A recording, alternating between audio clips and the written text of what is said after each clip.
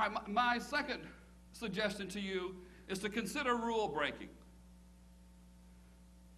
K-12, higher ed, in some ways has shortchanged you. It's overpriced, friends. It's really overpriced. You're paying $30,000 a year. That's really overpriced. So I'm saying to you, everything shouldn't happen in the classroom. Some of what you do, you're going to have to break some rules to make it happen. But I want to give you some guidelines for breaking rules. Tell a professor, tell somebody, don't just break a rule. But break some rules and do it your way, okay? You're not getting it quite in the classroom and you want to experience it, and so you get with the professor and say, how can I go to Jamaica for the summer?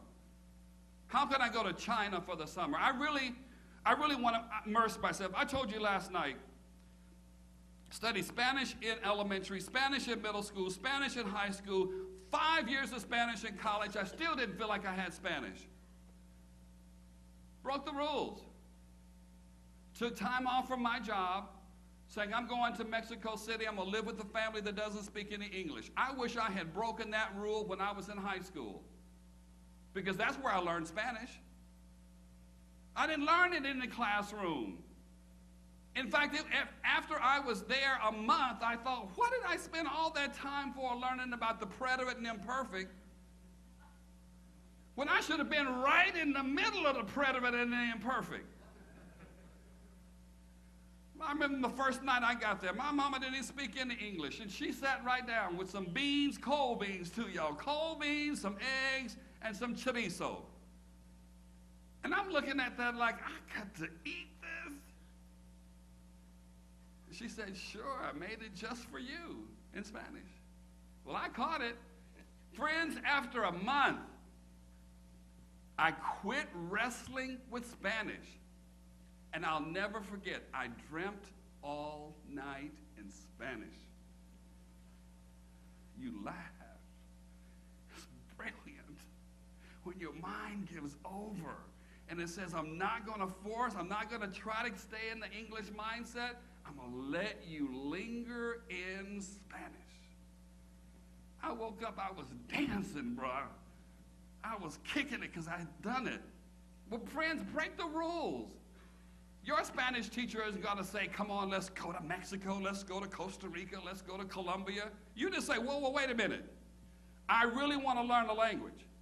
And I'm using the language because you got to learn a language. How many of you know a language?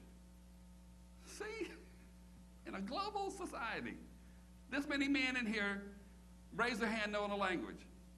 When every international student coming to us, to America, knows English and theirs. And you think you're ready for a global community. You've had 2 years of Spanish. How many know Chinese? Okay, got some friends over here. Japanese? German? Brothers, break some rules. Okay, one of the rules I would break is I'd get to a community college or somewhere and I'd learn me a language quickly. Break a rule. Maybe it's not 4 years. If you can afford $30,000 another year, stay to learn language. Talking about being a global citizen.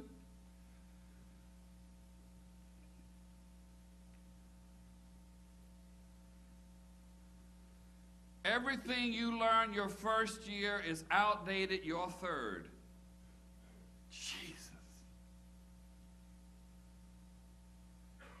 On my college, I'm doing away with my IT department because my IT can't keep up.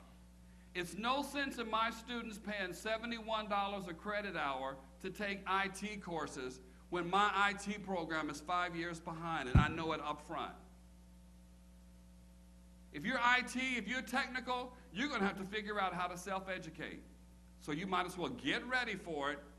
Those who are promoted are men and women who know how to self-educate. You know it. You know how to stay in those journals.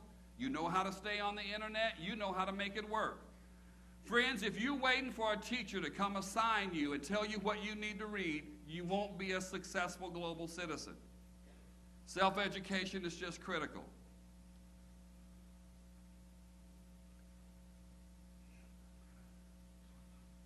I like people. I really like people. And I really know how to bond with people. I know how to get right in there with people. Come on, bro.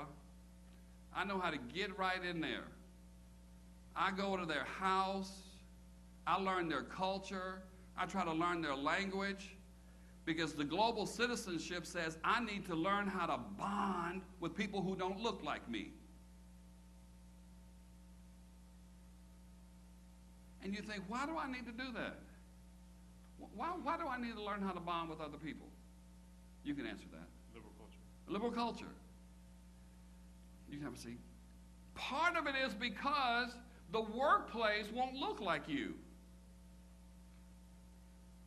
See, I was born in Colored People's Hospital in Okmulgee, Oklahoma. Everybody in the hospital was colored. They were my color. Friends, there ain't no such thing now as a Colored People's Hospital. There's no white hospital. There's no white mall, no white grocery store, no white dental office. So why are you bonding with white people? Why are some of y'all running around with your nose all thin and you looking kind of scared when people of color come around? Why are you getting all nervous? Knees start shaking and you don't know quite what to do because people of color coming around and you like, palms get all sweaty. They ask you to, what's your name? And you stick your hand out. You get one of those wet shakes that says, bro, I'm scared of you. You might do something to me. Global Citizen says you know how to bond with people to make them feel welcome in the company, make them feel like they belong in the company. My Muslim students came up to me and said, Dr. Franklin, we need a place to pray. I said, okay, we'll find y'all a place to pray. Can I come too? So they taught me how to get down there and do it. I'm telling you, I'm bonding. I'm right there because I want my Muslim students to know they're welcome. I don't want them thinking they're scared. They can't come to an urban institution and feel welcome. That's what bonding is. Get with some people who don't look like you and bond. Know their culture, know their language, know their food. See, now y'all talking about language. Y'all didn't know my middle name was Revolutionary, did you? Back in the day when I had hair, I know. Bro, I had a kick in the afro. Don't you look at me like I'm crazy. I'd pump it up every morning. And by weeks, it got bigger and bigger and bigger.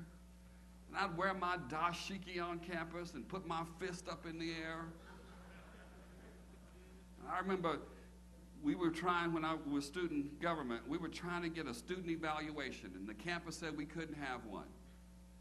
So I went to the vice president for academic affairs office, and the secretary said he wasn't in there. And we had camped out because I knew he was in there. He just didn't want to see me.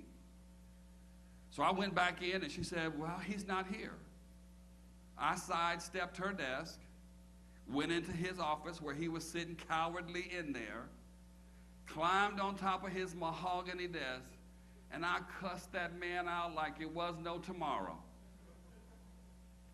I thought I was revolutionary.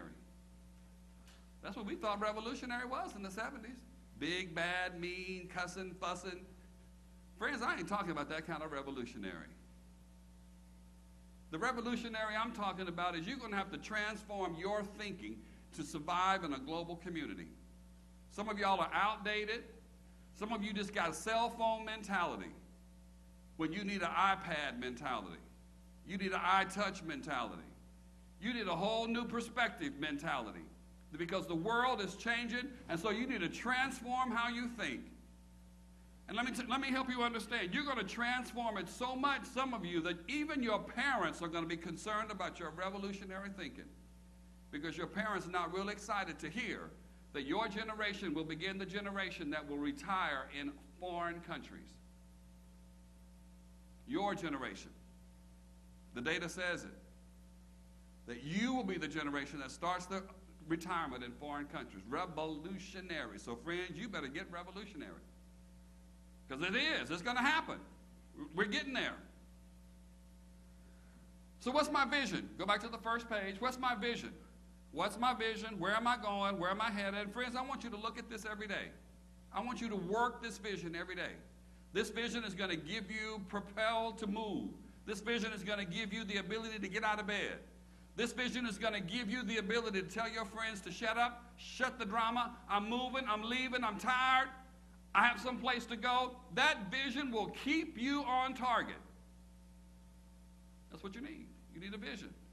So I want you to write it down, and I want you to look at it as often as you can. And then I just want you to think.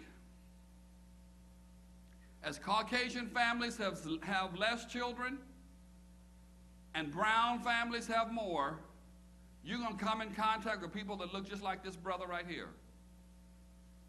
And so all my friends who are the lighter hue, I just need you to get ready for that brother. And I don't want you to be afraid of that brother.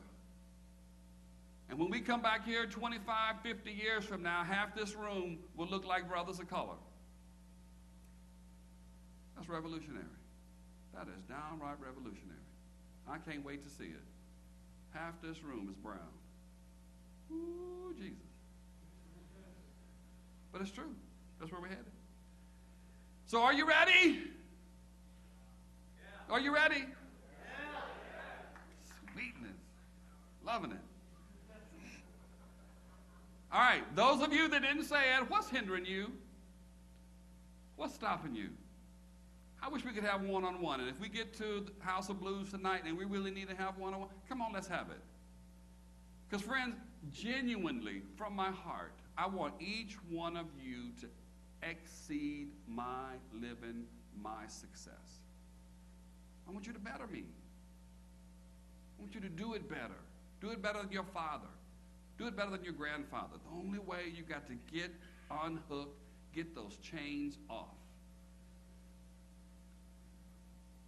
If you haven't read that book, go get it. Panel, come on.